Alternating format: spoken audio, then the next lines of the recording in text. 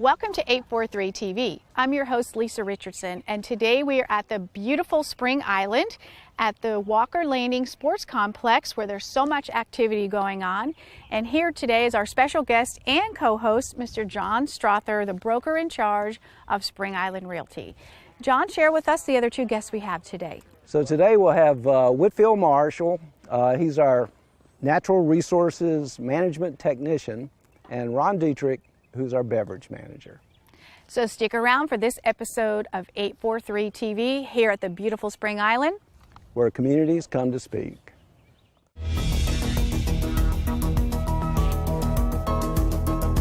(843 TV), where Bluffton comes to speak. Where Spring Island comes to speak. Where Hilton Head Island comes to speak.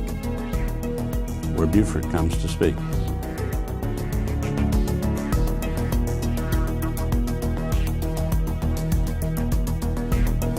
(843 TV), where communities come to speak.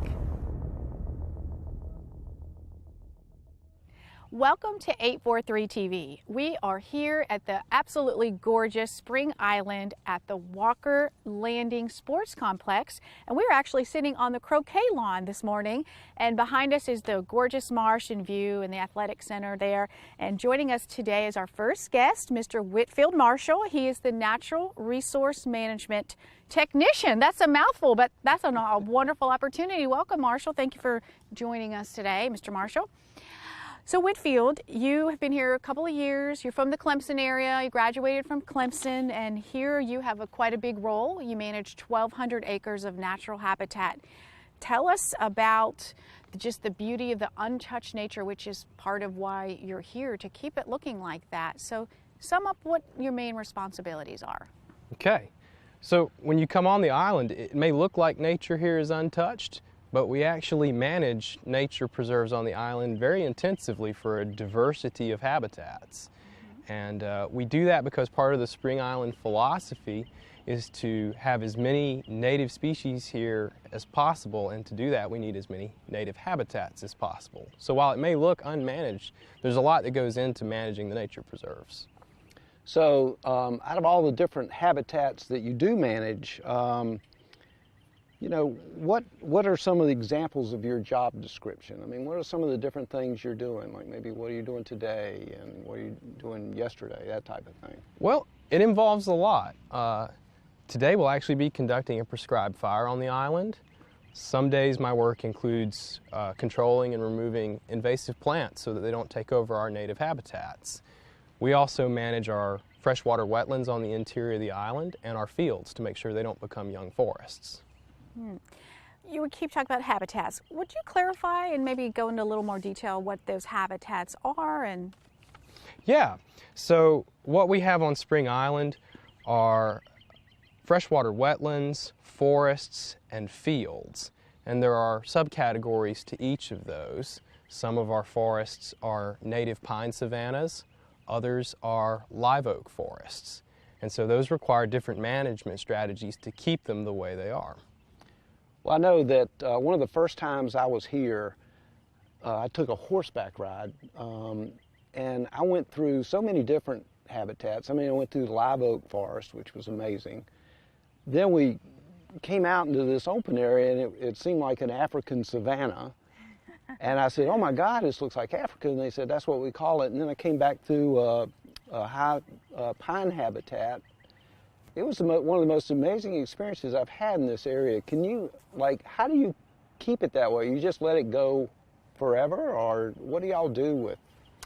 You have to reset succession regularly for certain habitats. And so in pine savannas, they need fire as a regular disturbance, or else they'll slowly become a different kind of forest, like the live oak forest I mentioned. And so every 2 years, they usually have a prescribed fire used, and that is a low controlled burn that removes fuels and resets it for the native grasses so that it has that savanna-like appearance. Mm-hmm. There's quite an education process involved in this, it sounds like. Gosh, it's amazing. Yeah, it really is. I mean, you think that, okay, we'll just let it go natural, but that's really not what nature's all. I mean, we have a shorter time frame than nature does, don't we? We do. we tend to remove natural disturbances when we move into an area as humans. And so what we try to do here at Spring Island is mimic those natural disturbances in a controlled and important way to maintain the habitats while we're here. So after Matthew came through, there were a lot of trees that were down, and then y'all actually did some timbering. Can you explain why that was? Yes. So Hurricane Matthew, of course, was a big disturbance on the ecosystem. We had lots and lots of trees down. Mm-hmm. That created a really great opportunity for us, though, to go into some of the forests that we don't use fire in to maintain, that had become really dense and clustered, and open those up so that we can have that park-like appearance in a live oak forest and get those big, beautiful, mature trees. Because when you have lots of little trees packed together, they'll stay that way for a very, very long time. But if you remove some of the trees from in between, the ones that remain mature quicker. Yeah. Sure. Now, beyond the trees and all those, we've got quite a system of wetlands and ponds. So how do you maintain and manage all those? Well, one of the best places on the island for wetlands is actually called the duck ponds, even though they're not really ponds. They're in the center of the island, and it was a low-lying area that, when Spring Island was still a hunting plantation, they diked it in. And they used it as a manageable wetland for duck hunting. And they planted corn in the summer and flooded it in the winter. Nowadays, we keep it flooded for roughly 8 months out of the year, and then we allow it to dry out during the summer. And that sort of mimics what a natural freshwater wetland would do. And it provides really great nesting habitat for migrating wood ducks. I saw a picture of you in a canoe or a kayak or a rowboat, I'm not sure what it was, monitoring those. Is that something you do? It is. We have 18 wood duck boxes on the island. They are from one end of the island to the other, spaced out.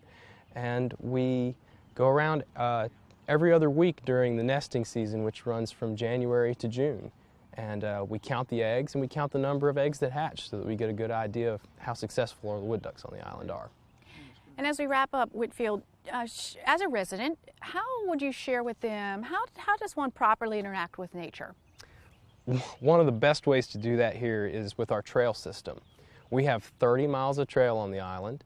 Most of those trails are also roads that provide us access into the nature preserve, but they are maintained well for walking. And so grab a trail map. This system connects almost every lot on the island to either the perimeter of the island or the interior nature preserves. And don't be afraid to get out and explore all the little nooks and crannies of Spring Island's trail system. Absolutely. Well, it's a beautiful place that you'd want to explore. But stay right here. We're going to be back with more 843 TV.